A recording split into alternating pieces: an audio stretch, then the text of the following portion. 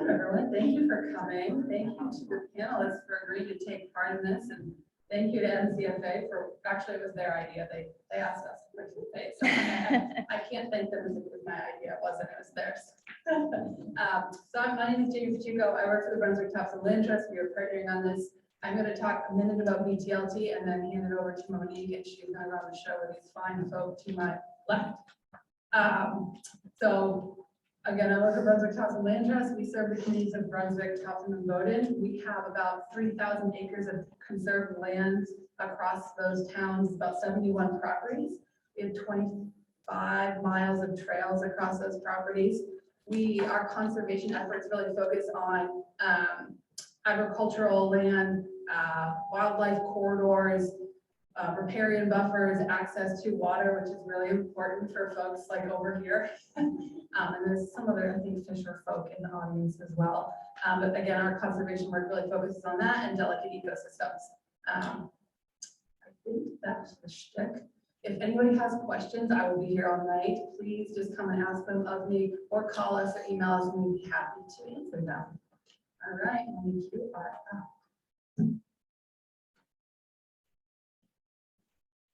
Hello, everybody. I'm Monique Coombs. I'm the Director of Community Programs for the Maine Coast Fishermen's Association. Our mission is to restore the fisheries in the Gulf of Maine and sustain Maine's fishing communities for future generations. Our office is just over on Pleasant Street. Maybe you've seen it, where the big kind of blue building sort of across from Dunkin' Donuts. I don't have as many numbers as Jamie has, but I think it's interesting. She said there's 25 miles of trails in Brunswick. So there's about 20 miles of working waterfront on the entire coast of Maine. So it's kind of crazy to make that comparison. That's from a report that the Island Institute did a number of years ago. So I'm not super sure it's exactly the same. Working waterfront might have gone up a little bit for places like marinas and boatyards. Potentially aquaculture, but potentially is also decreased for working waterfront for commercial fishing activities. So when I say working waterfront, I usually am talking about commercial fishing infrastructure. So wharves and piers that lobstermen, groundfish fishermen, guys like Menhaden and things like that are using to be able to access the water. When a fisherman says working waterfront, they might be using that term more like a farmer might say food system. They're thinking about the mooring, going fishing, landing their product, trucks, bait, ice, fuel, and other things that are necessary for commercial fishing activity. So we're here tonight to talk a little bit about working waterfront in the Brunswick area, talk about fishing a little bit, and of course to talk about seafood in the Brunswick community too. Feel free to ask questions. I and the panel, I checked with them too. We want it to be sort of an informal conversation, an opportunity for you to be able to ask your question of experts and have them answer it, and make it sort of a more fun, informal conversation style panel. And thank you very much, Jamie and BTLT, for partnering with us on this. We have done, MCFA's done 4 other working waterfront panels in Harpswell, where we partnered with the Harpswell Land Trust, the Coombs Harbor Library, Holbrook's Community Foundation, and Harpswell Anchor, and they were awesome. So if you have other ideas or topics for working waterfront type panels, please reach out to us at MCFA or reach out to Jamie, and we're happy to do stuff like this because we really like talking about these kinds of things. Just for the conversation, I'm also a fishing family. I live in Harpswell, so of course this topic is near and dear to my heart. So I'm going to let the panel introduce themselves. So Christine, you want to start? Microphone, please. There we go. Hi, I'm Christine Rudalevidge. I noticed that we didn't go over the last name. Anyway, I'm a food writer and editor of the Maine magazine. And basically, I feel like a bit like an interloper here because I would just tap all of these guys for their stories to put in our magazines. I've written about Monique and her family. I've written about the endeavor over there. So if you have a story to tell, talk to me and we'll get you in the book. Good evening. My name is Quang Nyguyen. I'm a business owner in Brunswick. I used to own a seafood store in Portland, Fisherman. Recently took over the Moody Seafood, around bad row and to change the name back to Fisherman Net. And we do retail seafood, lobster, crab. We bring a bunch of local seafood as well as, other seafood from different region come to the local community. Recently we launched, different retail food, including all the fried seafood that we usually have, but also mom just decided to agree to work with me in the kitchen and to bring her idea to basically blend the seafood with the Vietnamese culture cooking. So we just launched the new Vietnamese banh mi lobster. So you guys should check it out. All right, I think I got one of these ones, so give this a try. Vietnamese banh mi lobster, oh my God, okay. I'm Jaclyn Robidoux, I'm with Maine Sea Grant. Sea Grant is a state and federal partnership between the University of Maine and NOAA. And so what we do is research, extension, and education on coastal issues of importance. So one of our focus areas is fisheries and aquaculture. For me specifically, I focus on our seaweed fisheries and aquaculture. And so what that looks like is on-farm support for folks that are getting into seaweed farming, trainings for folks that are interested in starting a farm. And I also work with our wild harvest seaweed fisheries. I'm Cody Gillis. Been a commercial fisherman since I was 16. Started lobstering. Moved from that to being a shellfish harvester here in Brunswick. I'm also a Menhaden stainer, so I catch everybody's lobster bait. Also the chairman of the Brunswick Marine Resources Committee.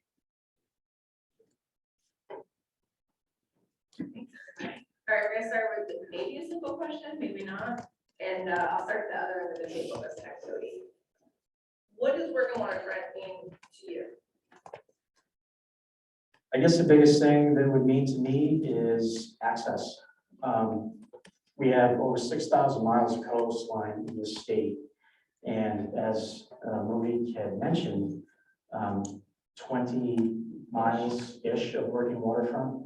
I'd say in my own personal opinion, access as far as say public boat landings, right-of-ways that are gone or we're in danger of losing them.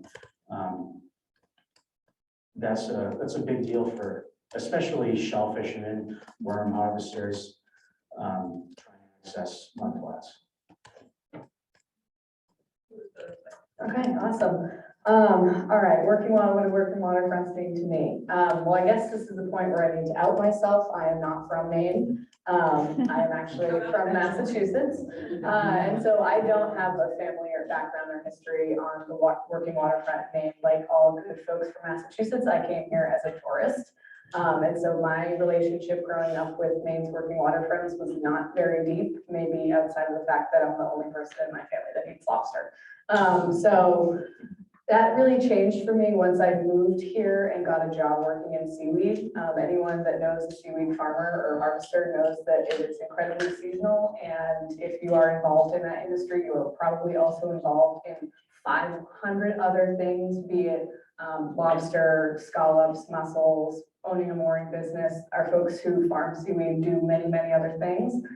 So getting to work with and know those folks kind of gave me a much more A, appreciation for the working waterfront, and B, a lot of the realization that it's very deeply integrated. And I guess really, the industry itself is interesting, but the people who are working on it were so welcoming to me, getting to go on their boats, learn about their multiple operations, being welcomed into their homes, meeting their families. And so I guess that's just kind of made me understand as an outsider that is the lifeblood that keeps the Maine coast running. And even in the face of all the access issues, the W word, climate change, that it's really the stuff that makes Maine great. So thank you. I guess we can also say it's a culture. Yeah. Big thing is a culture. Yeah. So Quang, same question. What's the working waterfront mean to you? And I have an added question. I know what I think the answer is, but I'm interested in yours. Would you consider your seafood business part of that, the working waterfront? Yeah, I was gonna add that. Did I say sorry? So I think, as a business owner in the seafood store, we building basically the final bridge to connect between the lobstermen, the seafood industry to the consumer, both on the direct consumer and the B2B, which is supplying on the seafood market and the restaurant before served to direct consumer.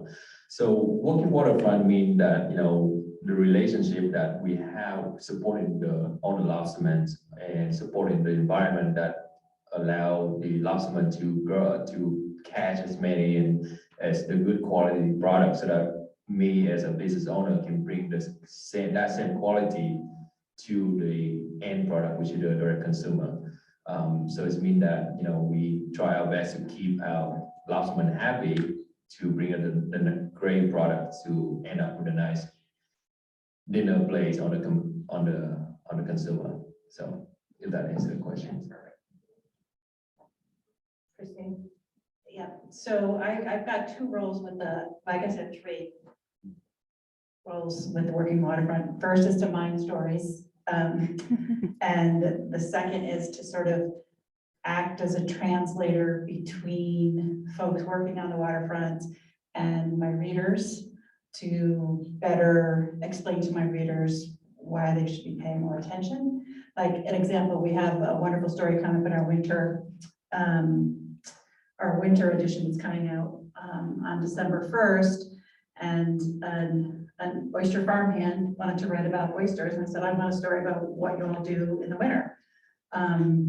And she wrote a beautiful story, but I had to go back to her and say, what's a hanging bay? Like, okay, so if you're out in a boat and you tell me you stop for lunch, are you like on the water? Are you sitting on an upturned, you know, bait something? So there's a lot of information that people who are involved in it day to day need to explain better to the eaters. And that brings my third point is that 90% of all seafood is eaten in restaurants. I went to culinary school so that I could translate between the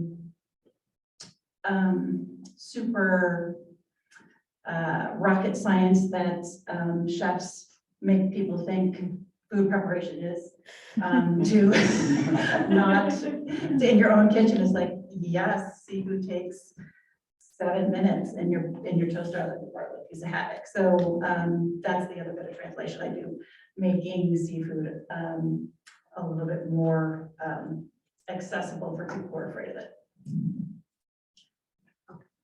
Thank you. So let's talk about some challenges then, and any challenges really that are on the working waterfront right now or within your business that you think are sort of difficult. So Jaclyn, you want to start? I'm just going to keep bouncing around. Sure, yeah. So I guess for the seaweed side of things, two of the biggest challenges that we see, I'll just put this one out there for the wild harvesters, it's access issues. A lot of our wild harvest seaweed businesses are operating exclusively in the intertidal zone. And I mean, I'm sure you guys have seen it in the news. It is a very hot issue and it has been in Maine for many, many years. The ability to access and what you can do in the intertidal zone, it has been all over the courts and it is still currently. So access has always been, or has been a long-standing issue for our rockweed harvesters. On the farming side, access is still an issue, but you know, we see challenges in terms of permitting. So one of the things that we see is growing pains with our farm seaweed space. A lot of these farms are new, they're starting up, they're trying to expand, and that's a process that takes a long time through our Department of Marine Resources right now. You know, they're doing the best they can, but those businesses that are trying to adapt and scale to meet new markets, it does take some time. So I guess access and permitting, very fun stuff. Cody, actually, do you want to go next since you touched on access a little bit too? Sure, there's a few things I could touch on. Access, of course, which we've hit on. I know in Brunswick, we are fortunate to have a handful of good solid access points. Other towns such as Freeport have, what do they have? 2, 3, maybe?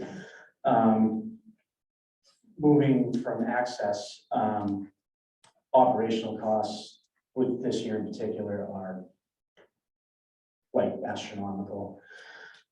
Regulatory, licensing quotas. I know me personally, the Menhaden fishery, it was not the best year. And we got shut down early this year. And then I think probably, in my own personal opinion, one of the biggest threats that we're facing as the working waterfront is development. So coastal gentrification. We're having some issues in Brunswick with pretty serious nitrogen loading, runoff, fertilizers, pesticides. It's going to be an interesting future if we don't move to counteract some of this. Quang, oh, sorry, go ahead, Christina. My business is based on advertising. And so because of all of the issues that Cody just raised, fishermen don't buy advertising, and the people that the fishermen need to convince to eat more seafood think all content should be free. So I can tell you that if you want good content, you do have to pay for it. Quang, are there types of access that are more difficult for your business right now? I think on a business standpoint, I mean, the inflation has been hitting quite a bit recently. I start seeing demand start slowing down on buying seafood, especially, you know, people consider seafood as an expectancy, you know, item on the menu. Another thing is I think you need to have the cooperation between, you know, the fisherman and the business in as far as educating how the pricing work and all of that. I guess so many fishermen complain, you know, why, you know, we market the price and all of that. It need to have that understanding that, you know, it's cost to run the business and all of that expense come with it. And I think, you know, you got to do a great job to do a lot of educational piece on seafood and how we can market Maine seafood as a whole to the consumer nationally. I think that's going to help ease in the challenge that we face. Don't put the microphone down just yet. Because you mentioned education. What are some of the questions that consumers have, like when they're in your store about seafood? Do they have some good questions? Is it mostly just about price, or? It's all depend, you know, if, you know, we get it from local, if we get it from tourists, you know, most of the question they have is it they catch locally? I think that's one of the most questions that I got asked, and that bring up, you know, the importance of advertising branding the local seafood that we have here in Maine. Pricing is one of the questions, but, you know, usually that overcome easily because we bring quality products and we bring, you know, live products, so it's not an issue most of the time. But I think local seafood, how they got catch, to get them to understand, you know, the story behind what they eat. I think that's very important. Yeah. So Jaclyn, I'm going sort of on the continued seafood question. What are some of the questions that people have for you about like seaweed and eating it and things like that? Well, I mean, a lot of people have never tried seaweed, and if they have tried it, it's imported. So people are usually familiar with things like the nori sheets that you can get at Trader Joe's or in sushi rolls, but it's actually, you know, in terms of trying local seaweeds, it's kind of the Wild West for a lot of people. One of the biggest challenges with seaweed is that if I gave you a plate of kelp, you probably wouldn't know what to do with it. And so that's why we have a lot of companies that are now starting to make value-added products. So number one question is, what do I do with it? Number two question is probably like, does it taste like low tide? The answer is no, because these companies do put in a lot of work to make these products taste delicious and kind of consumer friendly. So examples of just what we've seen on the market in the last few years are things like seaweed salads, seaweed kimchis, there's a new kelp burger. So things that are a little less scary if you don't want to just have a whole plate of kelp. Is there anybody doing, like, doesn't have to be a nori sheet, but is there Anybody talking about doing a sheet? There's, Make sushi? in order to make sushi, the seaweed species that they use is nori. And we actually have nori that's grown here, but we don't currently farm it. We had a nori machine back in the 90s that has been dismantled and probably sold it off into 1 million pieces. So there's no local made nori sheet, but it is a wild harvested sea vegetable that you can buy. You know, Because it's an amalgamation, right? Mhm. So why couldn't you do another seaweed and make a Phil's sheet? you totally could. Somebody in the No one audience right can now, take that no one's idea. doing it yet, so. Try that. Yeah. Sounds very tasty, like a seaweed fruit roll up. Yeah. So that's it is. Christine, you can be the test kitchen and I'll come up and taste test. So I still have questions, but I just wanted to do a check-in with the audience. Yeah, go ahead. So the seaweed harvesting, I was up in North Haven this summer and walked down to a beach I was told I was not to be on. And I was definitely in the intertidal zone. I thought it was okay. And I thought that legal issue was more down south on some of the beaches. I didn't realize that they're claiming they own whatever's in front of their house too. Is that, do people have to get permission to collect like flatter rack or stuff along the shore? Yeah, okay, this is a complicated one. So part of the trouble with the access specifically for seaweed is that I believe it was in 2019, the Maine Supreme Court decided that seaweed was the property of the upland landowner if it was in the intertidal zone. So anything in the intertidal zone, which includes species like rockweed and bladderwrack, would be subject to that. They are, based on that decision, not included in that decision, not included in the colonial ordinance in the intertidal zone, which allows for fishing, fouling, and navigation.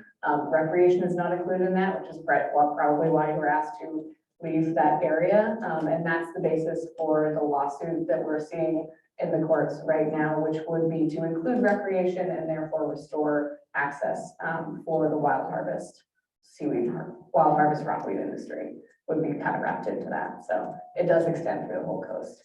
But there's a lot of legal quirkiness there as well. Is there anybody that's trying to go to bat for intertidal zone to being? Is there an organization that's? There's a few organizations. The lawsuit that's being moved forward right now is a collaboration between like recreational beach access groups, wild harvest, rockweed companies. I believe there might even be some other different types of fisheries involved. So yeah, there's a collaboration of groups. So yeah. Intertidal is pretty challenging just across the board in regards to everything that Jaclyn just said, as well as even just clam harvesters being able to access that area to go clam harvesting, or even getting complaints from people that just don't want to see clam harvesters out in the mud. So it's, you know, I always say the wild caught commercial fishing industry is incredibly complicated. That extends to the intertidal as well. There's a lot of rules and nuances that haven't been fully explored. And the thing that's unfortunate is the people that are impacted the most, obviously, are the harvesters and their businesses, and then our seafood, and then Quang's businesses. And it definitely has like a ripple effect, that's for sure. Anybody else have other questions or comments? All right, well, let's get a little bit more positive then. Oops, sorry, go ahead. Well, Better be positive. I can I'm just ask you kidding.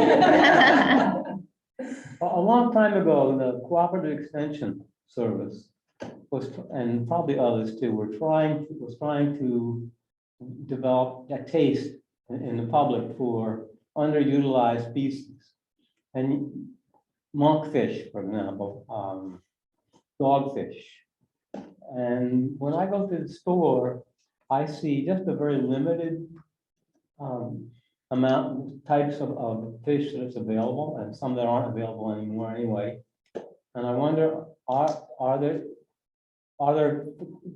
species of fish that are available to harvest that because of lack of demand we're not seeing in the stores, and can anything be done to encourage that development?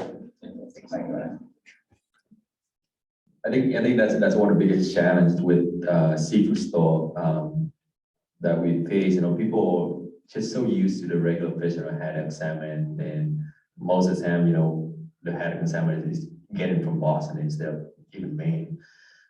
We try to embrace, local product. We bring a lot like periwinkles that come in. We think about different way we can get rid of the blue crab by doing some kind of value add product, into the broth or some different type of invented idea to get rid of blue crab for the clamor.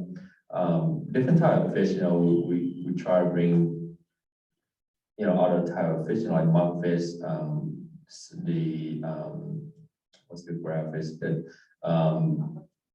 pollock and all of that in, but usually only in the summer, because that's when the demand can support it. A lot of time we bring a bunch of, new fish in and it doesn't have enough demand for it. I think the problem maybe with the awareness of people trying to what to do with those fish is important, because people are so used to, bake haddock, with, baked salmon and all of that. We don't have enough resource to tell people it's so easy to make food with, other fish that we have in Maine. So I think, it's more of a question of the education and branding those type of fish. There's been a couple of very vocal initiatives to sell underutilized species. The Gulf of Maine Research Institute pushes one different kind of fish a month in restaurants throughout the winter season, just to try to get people used to those names. And a chef and seafood expert who's in Freeport right now, his name is Barton Seaver, and he does a lot of education on, like, if you're used to cooking cod, which is a flaky white fish, then you can also cook pollock the same way, you can cook hake the same way, you can cook redfish the same way. And then he's identified, 5 different types of fish, and all of his recipes for each type of fish apply across the board. So there are talking, because I think it seems to be, a chicken and an egg situation, is that, like, you can get in the cheaper cuts, the underutilized species, but then if nobody buys them, so they have to know how to do it. So it's kind of one seafood eater at a time. We're going to interrupt this panel for a commercial really quick. I'm going to plug 2 different things that the Maine Coast Fishermen's Association is doing right now. One is our Maine Coast monkfish stew that you can actually try, that's warming in the crock pot right now. It's actually really good. I know that sounds sort of like a funny thing to say, but everybody tries it and looks at us and goes, wow, this is actually really good. So it does have the monkfish in it. It's delicious. And I think, like everybody's saying, value add and using it in recipes is a great way to get people to try it. Second thing I'm going to plug is our cookbook, Catch. It's available online, although we're sold out almost right now. We might have like 5 cookbooks left but we did just reorder. There's a number of different recipes in that cookbook, including some from Christine, that are all just sort of locally gathered and curated. They're very simple recipes. We did that on purpose. We wanted people to look at it and go, oh yeah, okay, I can kind of make that. And it does use a variety of Maine products. I think there's a monkfish recipe, actually a monkfish tagine recipe. There's scallops. There is kelp in the cookbook, pollock, and of course there's lobster. You gotta have lobster in it. So both those things are available. Well, you can find out more information from them on our website. So how about a fun question then? And thank you for my little commercial break. Cody, what's your favorite seafood? Do you like seafood? Oh, I like seafood. Okay, good. I love Some fishermen are funny about it, I know. I'm one that likes seafood. That's a hard one. I think I'm gonna have to say scallops. The good answer. Yeah. What's your favorite way to cook them? I put them in a pan, salt and pepper, and about as rare as I can get them. Yeah, that's the same recipe I Yeah. use. Or if I'm out scalloping, right out of the shell. Yeah, perfect. You know, actually, that's always a challenge for me when people ask for seafood recipes, especially when it's like a Maine seafood, is I'm like, well, I put it in the pan with some salt and pepper. Yep. That's it. I would say my second favorite is probably Maine shrimp, but as we know. we haven't had any of those Too for soon. Quite a few years. Where is Go ahead, Jaclyn, what's your favorite? I feel like I'm supposed to say kelp or seaweed, and even though I really do like those, it's impossible to compete with scallops. I mean, honestly, so yeah, scallops, favorite way to eat it is definitely just raw, or maybe in like a little light ceviche.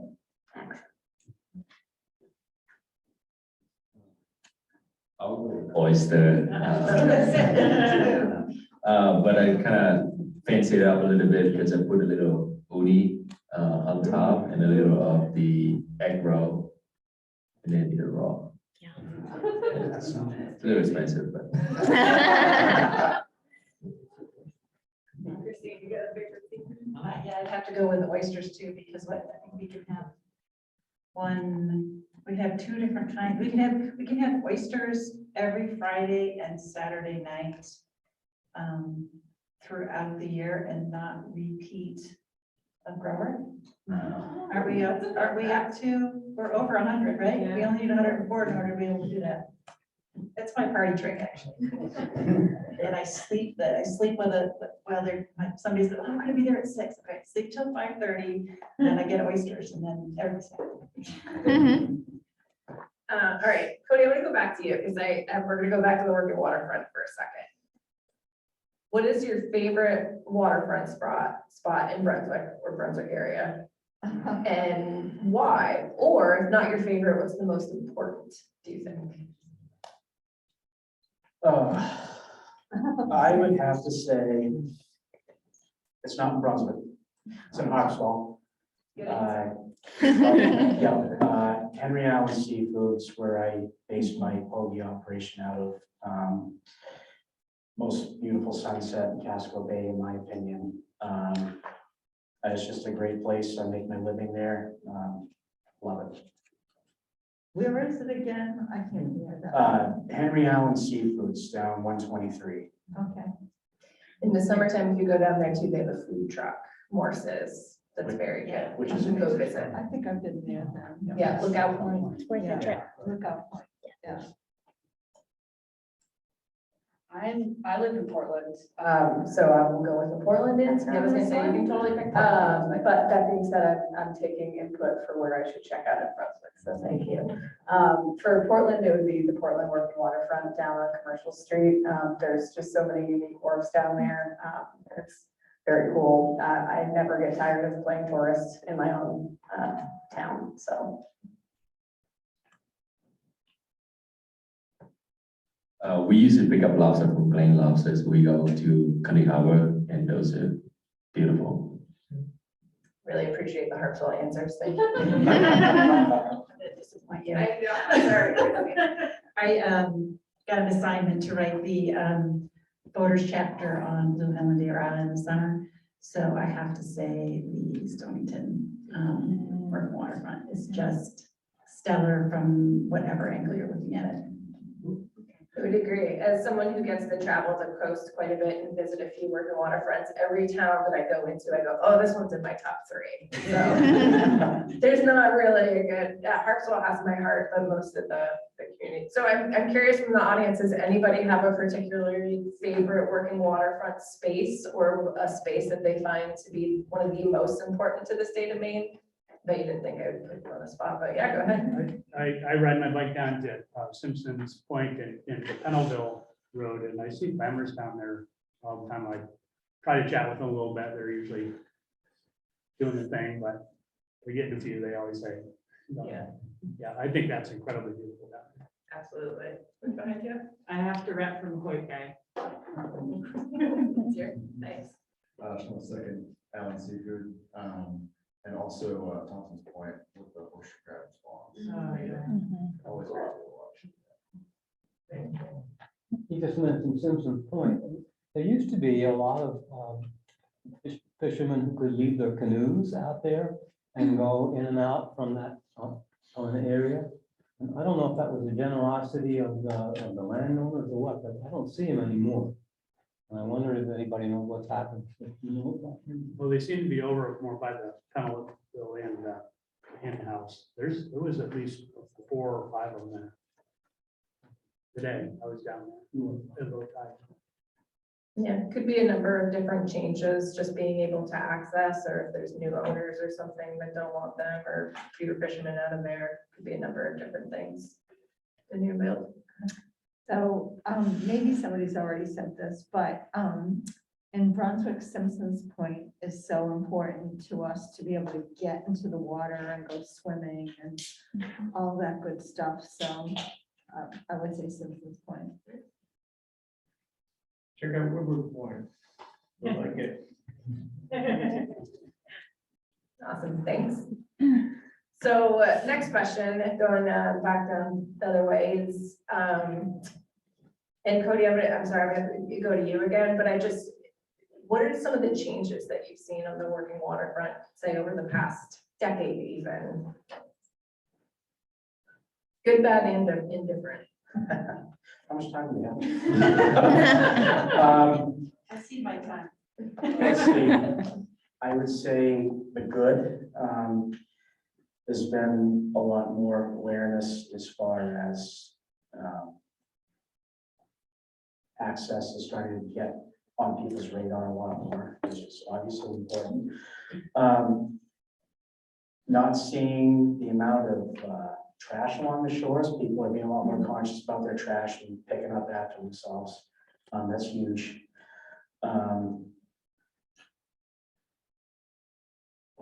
The bad, we have some challenges in front of us, like I mentioned, still access. We can't ever seem to get away from access problems in this industry.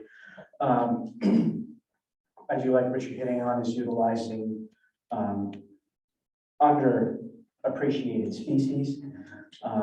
That could be really big in the future, but getting the awareness out that there is more to, say, the fish than haddock. There's a lot more fish in the ocean. Like, I like whiting, can't find whiting anywhere. As I hit on again, the development, and it's really become prominent since COVID happened. Maine has had a huge influx of new residents. A lot of building's been going on. And a lot of the people, like you had hit when you were on North Haven, didn't want you to walk on the shore. I'm a shellfish harvester. I am by right allowed to be there. I've had, in my 6 years of being a shellfish harvester, I've had a few incidents where people have come out and said, you can't be here. I said, well, actually, yes, I can. And I tend to not argue. I just try to, educate them. Some people take the education and agree, and other people's, they just disagree and storm off to their house and call the wardens, and then the warden tells them how it is. Another issue that I'm sure a lot of people are aware of is the airboat situation. I'm an airboat operator, and that has been a huge problem, more or less in Freeport. There's been a few complaints in Brunswick, but it goes back to our access problem and losing, people close to their property. They don't want people crossing their land. So we utilized a new tool. Unfortunately, they are allowed. Nobody will disagree with that. But it's the way we have to make our living now. Are they just faster to get to where you need to be? They are faster. Oh, okay. Yeah. They're important for safety too, rescuing people on that. Oh, for sure. All right, changes in the past 10 years? It's good, bad, or Good, different, bad, like good, I bad, said, is different. it an opportunity? Yeah, well, I'm gonna try to stick mostly on the positive side for this one. I mean, 10 years is a really good benchmark for us to talk about seaweed because 10 years ago, we didn't have any kelp farms in Maine. Now we have about 40 commercial farms. So that's an industry that did not exist 10 years ago. And it's been remarkable that in only a decade, we've gone from 0 to not just farms, but also nurseries, processors, markets have been developed for it locally and as well as throughout the entire United States. Like you can get Maine kelp in Whole Foods. That's pretty incredible. Coming from 10 years ago when we did not have any of that. So I guess that's been a huge success.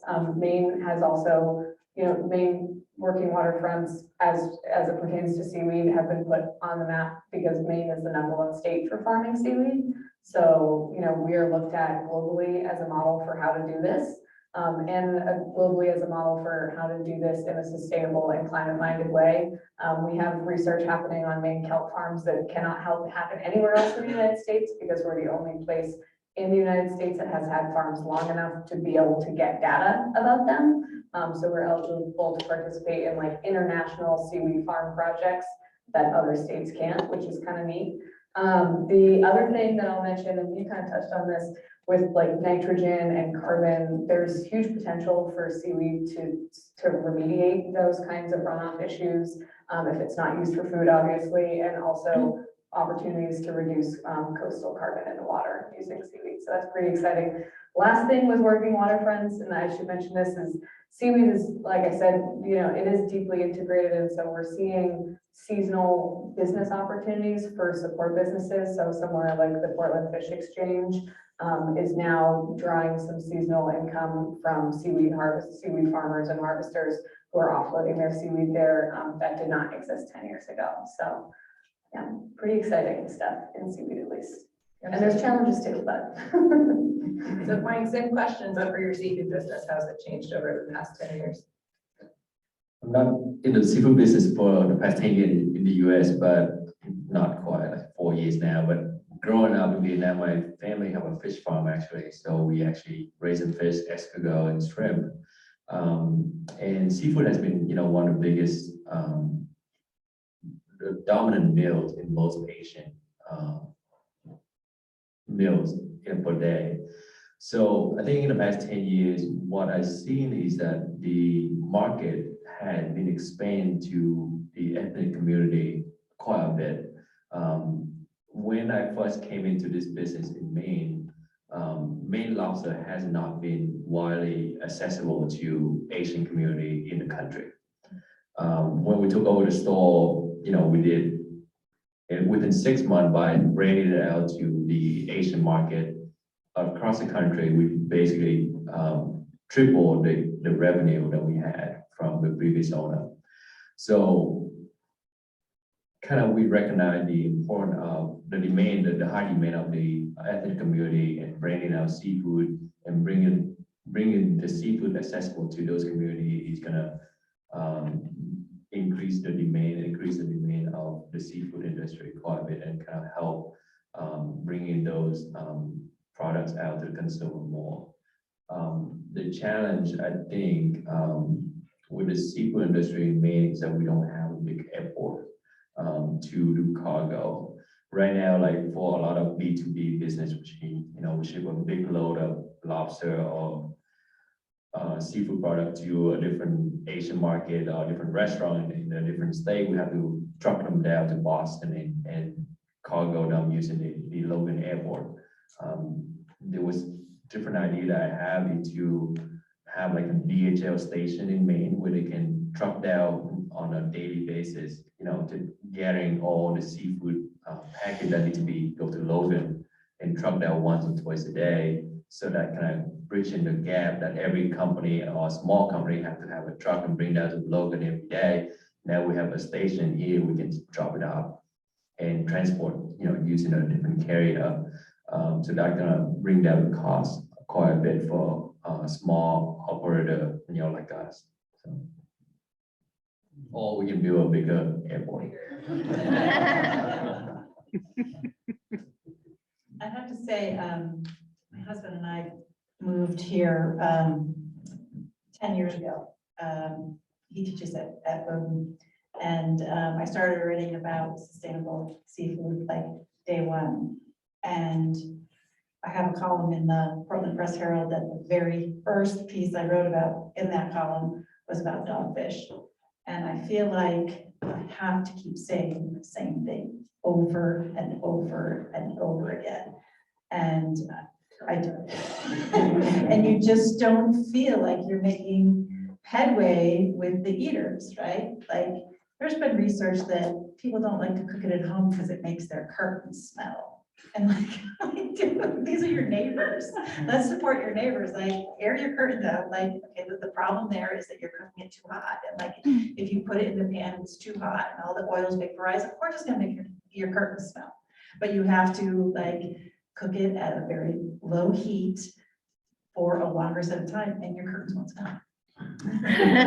So interestingly enough, my first article in National Fisherman was about dogfish. Do you think some of the seafood education that's still circulating is somewhat outdated? Like fish makes your kitchen stink, or don't serve fish with cheese, or?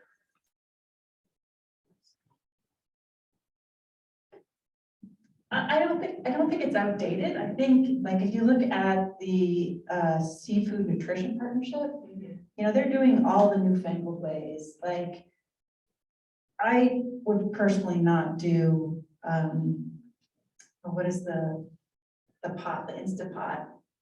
That's it. Right, Instapot, but like air fryer, like that's great for fish. Like, and you know, I really don't think it is. I think people really get hung up on how some seafoods could be dangerous, like, you know, a pregnant woman and tuna fish and mercury. Like, okay, so don't eat tuna fish, eat a whitefish. You know, if it's good for you, your brain, it's good for your baby's developing brain. So I don't think it's the lack of education. I think it's the lack of consumption of the education. Two things. One, who's cooking fish in an instant pot? It takes 2 seconds to cook.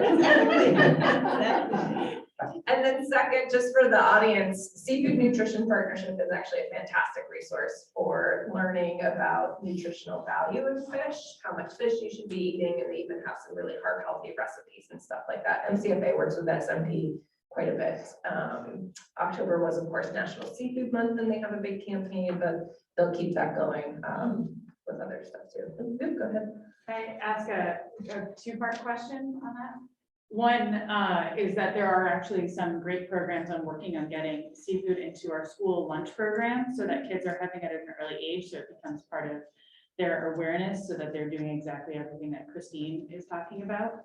My second one is, my name's Maddie. I grew up in McCoy Bay. I've seen it go through a bunch of changes in my lifetime. I've watched it, you know, climate change. I've watched the green crabs. I've seen nitrogen, and I've seen access be one of the biggest issues. And in my life outside of that, I'm the state senator for this area. And one of the things I'm really passionate is about getting young people to be able to afford to stay here. And there's a crisis on every single front, and housing's a big issue. It just seems like everything's coming at it.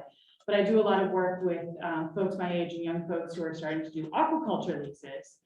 And there just feels like there's been a plethora of threats that come with that. And for me, I look at that as an amazing way to not only have a diversified industry. I think there's a lot of future in aquaculture, whether it's the amazing kelp projects that we have, whether we're looking at oysters. And I'm wondering, for those who work in this field, if you could pick 3 things, if you had a magic wand, to make it easier for folks who are just getting started, who are either trying to do their first lease or trying to, you know, really find their way, what you'd say. Because I think, you know, if we're trying to make sure that we're having jobs for young people in this area, it's a great opportunity. I'll let you answer that question in a second. We're just going to take another real quick commercial break. Thank you for bringing that up. So when you buy the Maine Coast Monkfish Stew, it does help benefit our Fisherman Feeding Mainer program, which does what Maddie just mentioned. We're able to buy fish from fishermen, process it with some of our partners in Portland, and we work with the Good Shepherd Food Bank And the Maine school system, we do deliver it, well, we don't deliver it to some schools, the schools come and pick it up. And that has been a great effort for both the schools. Very well outlined. Is there, oh, and the, yes, the edible magazine that you can find on the table over there actually has an article about fishermen feeding maters, where you can find more information about that, so. Thank you, and back to our regularly scheduled program. So does everybody remember Maddie's question? If you could pick, well, can I say 1 to 3 things that if you had a magic wand right now to make it easier for young people to, can we expand it to get into seafood, fishing, aquaculture? What might you wish for? And I'll let anybody go. Okay. So as an entrepreneur myself, I think I came here 15 years ago and started, business probably 10 years ago. I think the biggest thing is to understand the in and out of a product cycle, to understand, to grow it and who's going to eat it, who's going to buy it, and have a little bit of a finance education as far as, how to run a business is very important. We watch the green rush with many people jump into marijuana and whatnot, and many people are going to be failed because they don't know and they don't have a business mind behind it. So having a little bit of a business mind behind is very important. And there's many resources out there to help young entrepreneurs to learn about the system, to how to open a company, how to do taxes and all of that. So I think it's very important to have some background with that. Can I go for the magic wand here? So at least for aquaculture, if I had a magic wand, first thing that really holds up the ability for people to start a farm is the permitting process. So I would just magically resource the Department of Marine Resources, specifically their aquaculture program, so that they have the resources that they need to get licenses and licenses through in a timely fashion. We have folks that have been waiting 3 years, and it's hard to start a business, especially if you maybe are not already on the water. It's really hard to start a business if you're waiting 3 years for a lease, and I know the same goes for a lot of our fisheries. The second thing that we see a lot is just fundamental misunderstandings about what aquaculture is or does in the state, and misunderstandings of the science behind what these organisms do. So I guess can I say make people just get it? But I guess if with a magic wand, having the public have better information and access to the information about the realities of farming, as opposed to loud misunderstandings that don't always can make it hard for people to move forward with lease applications and licenses. And I guess the final thing would just be increased brand awareness of the Maine seafood brand. That's something that I think universally benefits everyone, and we're getting there. But the more folks know about our really already strong seafood brand, the easier it will be for folks who are getting into it to sell those products that they're trying to farm or fish.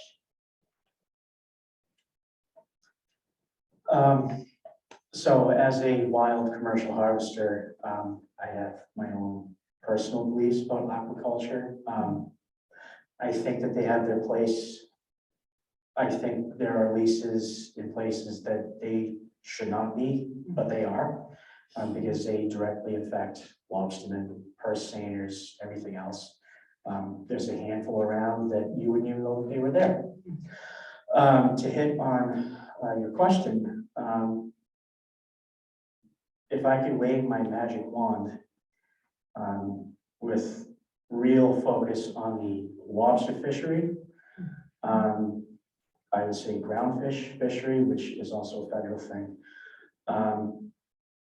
But especially lobsters, there is an entire generation that has been lost. And it's people my age, I'm 30. Most of the lobster fishery, they're either kids that are just getting going. They grew up in a fishing family. I was not fortunate enough to do that. I am first generation. Or they are 50, 60 plus. So we have my entire generation that is seeking out, well, what can I do? I'm fortunate enough to have a Brunswick clam license. I'm fortunate enough to have a menhaden license, which could be a problem this coming year with the recent regulations because of the Department of Marine Resources. But I wish that we could have more fisheries opened, and the latent effort of license holders that have no plans of ever using them again, you know, give it up, give us a chance. We need opportunity. I live in Brunswick, and like you said, cost of living in this town, and really in the state as a whole, is insane. Taxes, housing, all of it, it's insane. And, you know, it might get to the point, I'm gonna have to decide, do I want to keep digging clams in this town and rent for the rest of my life? Or do I want to move somewhere else? So it's a real tough decision. Christine, do you have something for your magic wand or?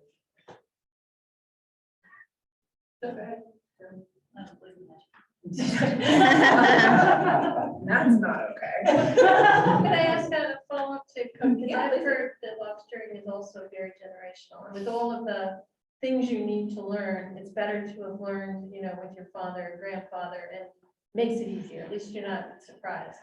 But are you suggesting that maybe there is some way that regulation can actually help smooth for the next generation coming in versus having to reapply or redo or remake everything up, right? Because I do think that I saw, because I know a lobsterman, fortunately, there is a generation, but then I've heard that a lot have left and continue to leave because they're making the choice they can't afford it, especially after this past year, the inflation that continues. So what can specifically be done to try to solidify that generational movement and get them through these tough times and really grease the skids on some of these obstacles that seem incredibly mounting, if you will? They are, What could be absolutely. done? That's a tough question. You want to Yeah. start? I can take a piece of it too. I would say specifically to the lobster industry, so there is an apprenticeship program. If you complete it before age 18, still 18, you get your commercial license. You start with 300 traps, I believe, and then you can add 100 a year. Okay. If you do not complete it before you're 18, you are placed on a waiting list. The Zone F wait time is 8 to 20 years. I think it's 10 to 15. Yeah, so we'll say 15 years. So say I completed the program today, I'm gonna be 45. I'm gonna start a new business venture when I'm 45. No. Sounds like a great idea. It's Yeah. the latency in all fisheries is really causing this problem. Yeah. It's not months, it's years. It's years. It is years. Yeah, and the apprenticeship program is not easy peasy either. It's 1,000 hours. So like my daughter just finished her 1,000 hours this summer and she started fishing when she was 11. So in order to accomplish everything that they want to accomplish before they're 18, so they don't end up on the waiting list, they have to do it pretty quickly, which, I mean, with 12-year-old knows that Yeah. what they want to do, but they end up doing it because, well, if I don't start now, then I can't, which contributes to some of the latency, because then you get your license and you're like, well, I don't really want to do this. I want to do something else, but I have to hold on to my license, because if I don't hold on to my license, then I can never do it. So there's a lot of yes or no, black or white. There's not a lot of gray area for being able to be diverse in your business or sort of figure out how to do things. Not to mention the fact that everything's going on in the industry, it's gonna, you know, discourage a lot of kids from even starting, because why start if, you know, if you don't make your hours and then you're on the waiting list, and then who knows what the regulations are, cost of doing business, inflation, at that point, it doesn't, it's just, it's a business and it doesn't make business sense, you know? So that's pretty tough.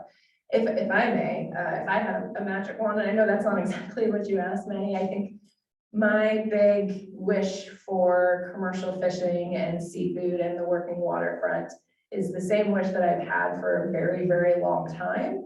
And that would be for people to humanize the commercial fishing industry. It is incredibly dehumanized.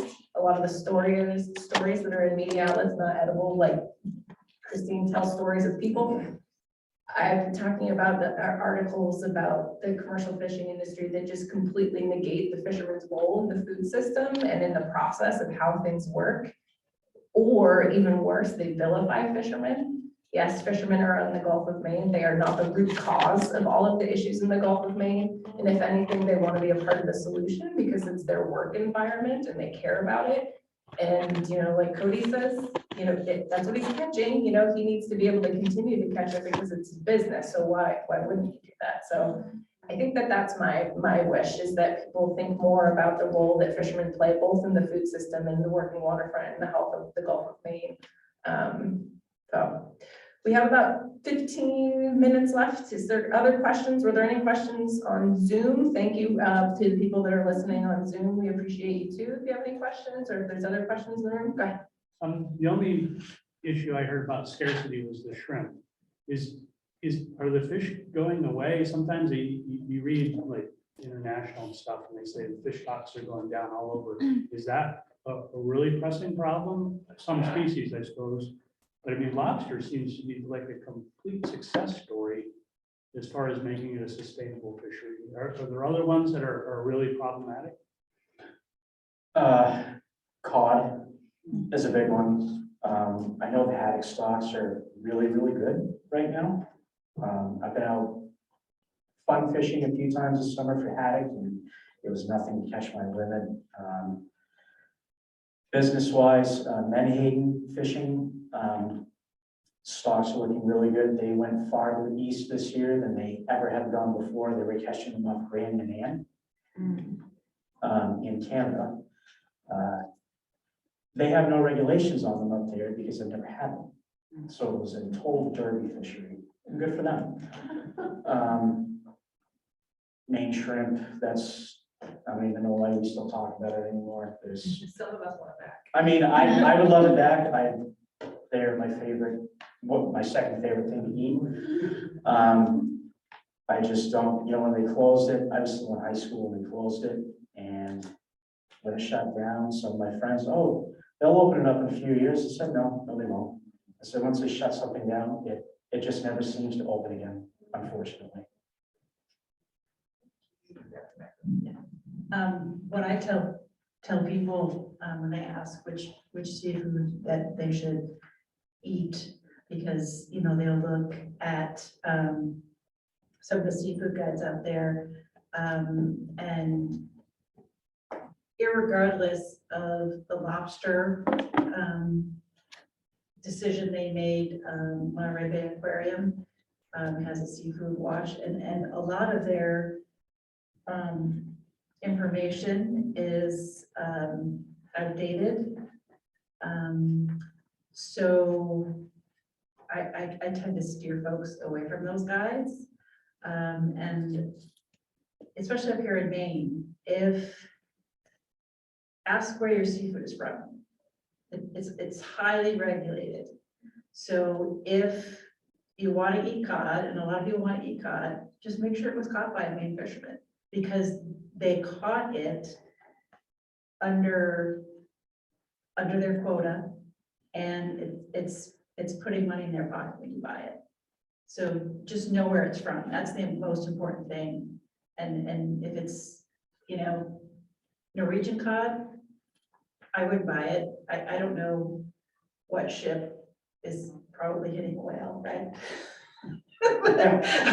So the American fishermen have to operate under such stringent management protocols that we have to reward them when they stick to those and they bring seafoods to our plate.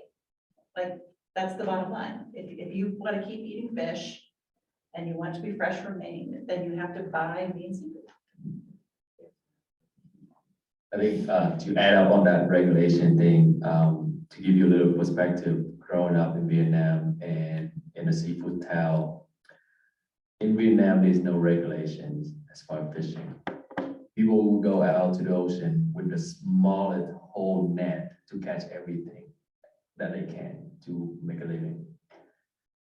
They even use explosive to put on the water so that fish gonna pop up after it's cook everything. It's illegal in the United States. So that gives you a little perspective on regulation.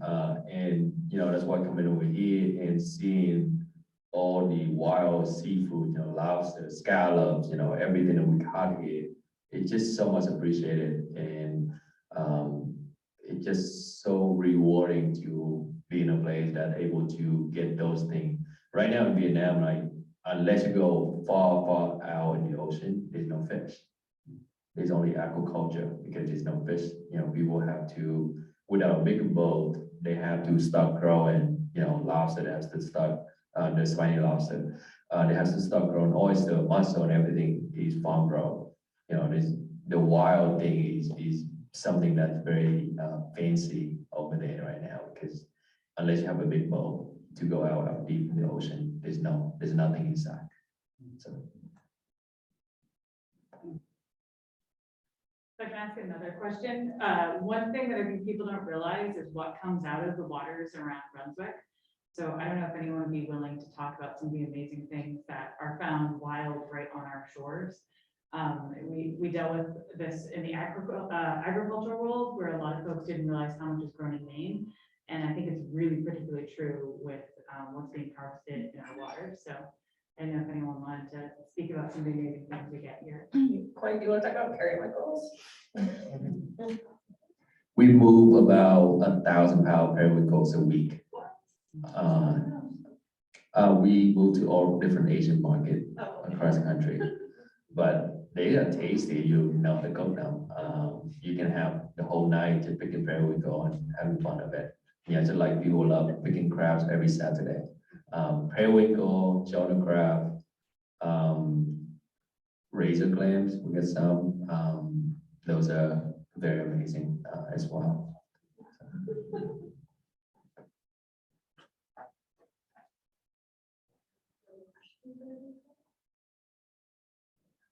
What are the other things? Mussels, clams. Cody, you can yeah. speak Let's hear it, up. let's hear it.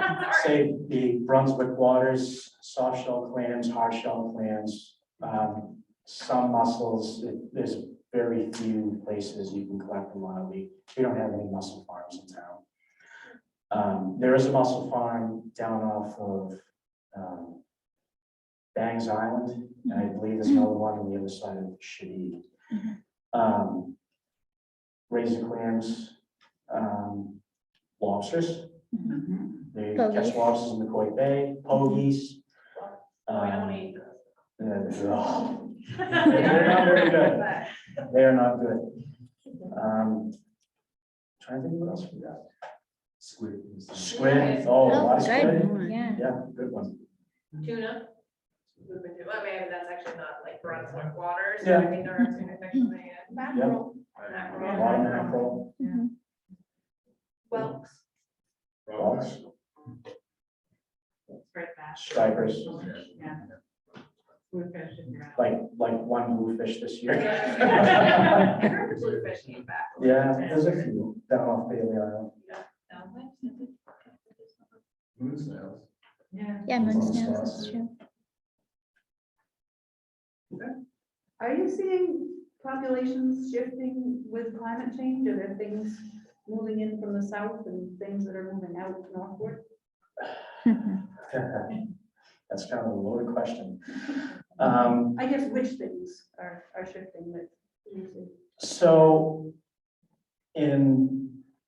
on the west side of Brunswick this year, McCoy, Middle Bay, we did have a die-off of soft shell clams caused by, it was kind of a trifecta of things that happened. We had really hot days, which warmed the water up. We had an algae bloom, which was most likely accelerated by fertilizers, pesticides, which I had up earlier. The body of lobsters that used to be in the upper bays, like McCoy Middle Bay, that is all shifted down the bay. just because the water is not as sustainable to them as it once was. Menhaden, beginning of the season, they were they were everywhere. I mean, when the sun came up and you look across McCoy Bay, you could just see fish flipping from where you were right to the head of it. When that hot water happened, it's like every fish in Casco Bay went back out to sea. And then once it cooled off, they all came back. There's been a huge shift lobster-wise. A lot of it's moved down east more. I'm not gonna say that our lobsters here moved down there, but the catches down east have definitely been higher in the past few years than ours have been. Quahogs are quite abundant in Brunswick now. I think Susan, we were #1 in the state last year. For quahog landings in the town of Brunswick, which is huge. And it's funny because historically this has happened before with quahogs and soft shell clams. Back in the 50s, we had a warming trend. We had green crabs, so this is not a new thing. The soft shell clam harvest was right in the tank, and the quahogs, there was, I talked to a bunch of older fellas that used to dig back in the 50s. When the tide came, they had to decide how many bags they were going to throw overboard so the skip didn't sink. That's how many quahogs are used to do. And water's cooled off, quahogs kind of dropped off, soft shell clams came back. So we could be in one of those trends right now. One of the species that's migrating north is the black sea bass. They used to mainly be in, south of Cape Cod, and now they're coming up, and they're, correct me if I'm wrong, I think they do damage, right? They're an invasive. They eat, I can't remember about it 8 years ago, and they are eating something that is used by something else, and it's a great white fish, and usually you have to buy them whole, and their bones make the best stock because they're very gelatinous, and that's why we have more squid up here too, right? Squid, it used to be all in Rhode Island, and now it just keeps moving north. Go ahead. Sure.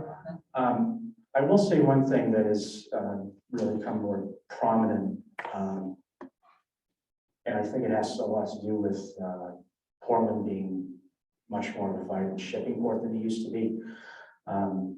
Scalding certain areas. Any of you guys ever heard of sea squirt before? There's areas of the bottom, it is absolutely covered. Throw scallop drag over, tow it for 10 seconds, and it'll be so heavy you can barely pick it up. That's going to be a real problem because those seem to be shifting farther east now.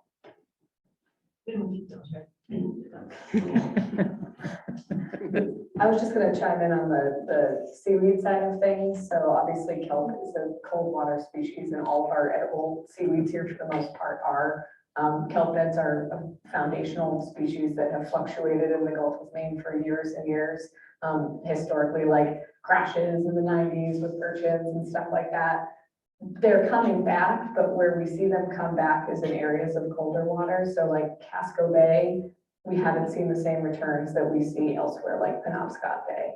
And one other thing is that with warming water temperatures affect the species distribution, but they also affect, at least for the kelp industry, the seasonality of it. So we have a harvest that is for food use, and as water temperatures warm in the late spring, early summer, other things start to grow on the kelp that you don't necessarily want to eat. That would actually make it unsellable.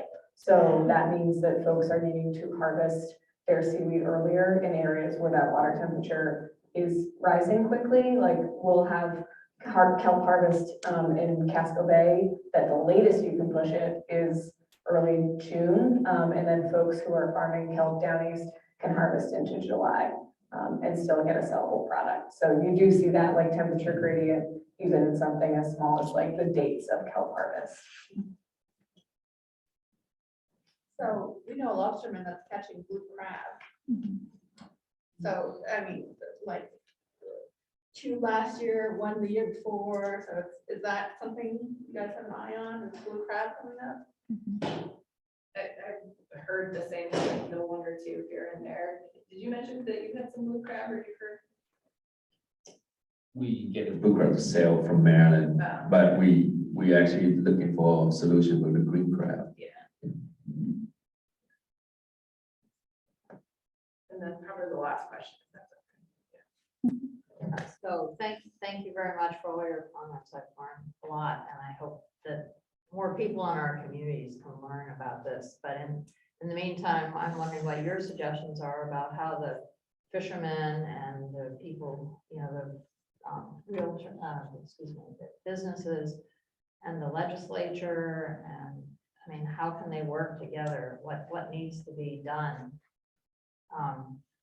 related to climate change? Because I mean, you're talking about the warming water is like a major influence on the catch.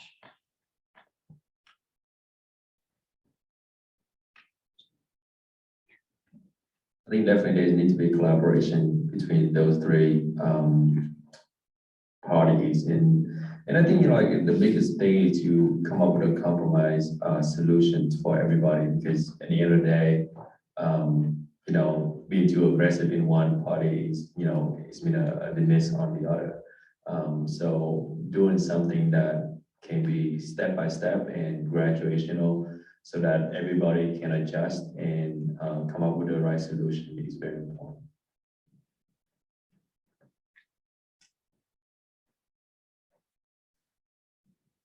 I would say, listen to the nuance of it, because it's not black and white. And that's where you get the right decisions, and understanding the nuance, and vote. Tackle this one from the science side. So Seagreen is primarily a science organization, and we fund a lot of research. We work with a lot of researchers. Researchers are not always the best at communicating their science. You know, particularly if they are working in a lab, the research doesn't always make it to people. So I would say, well, a challenge, at least for the scientific community, in order to advance that type of collaboration, would be to do research that includes boots on the ground, that includes fishermen, and includes wild harvesters and aquaculture folks. And on the opposite end, once that science is complete, to be able to talk about it and be able to, you know, make sure that it is understandable to the public and it gets beyond just a peer-reviewed publication. That's really critical. I would say, number one, as a commercial fisherman, and I would say all of my colleagues in the fishing industry, we want to preserve our livelihood, which means preserving our environment. If we lose our environment, we lose it all. So most all of us are very good stewards as far as that's concerned. As far as the regulatory side of things, there needs to be collaboration between fishermen, aquaculture, legislature. And I know historically, legislature and other governing bodies, they don't want to listen to us because we didn't go to college, we're not smart. We're out there every single day.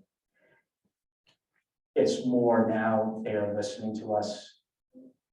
We tell them what we're seeing, and now they're moving forward with it. But we are excellent, what's the word I'm looking for? Reporters as to what's going on. Hey, I saw this today. This is really strange.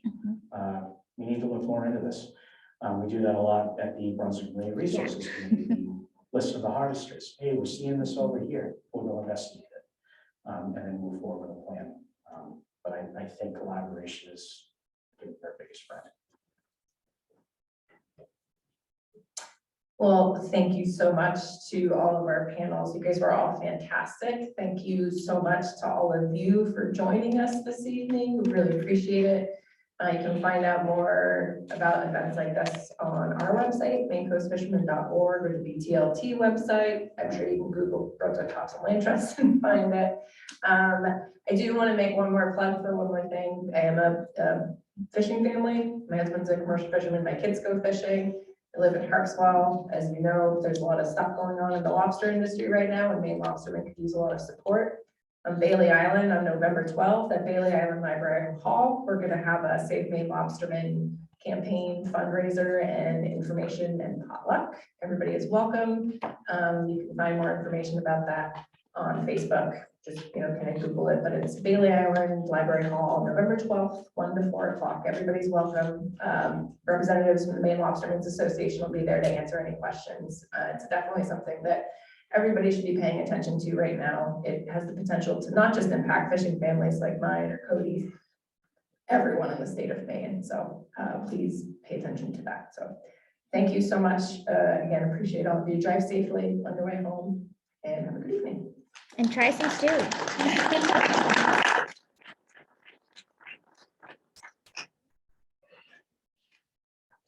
Oh yeah, try some stew. That's actually good.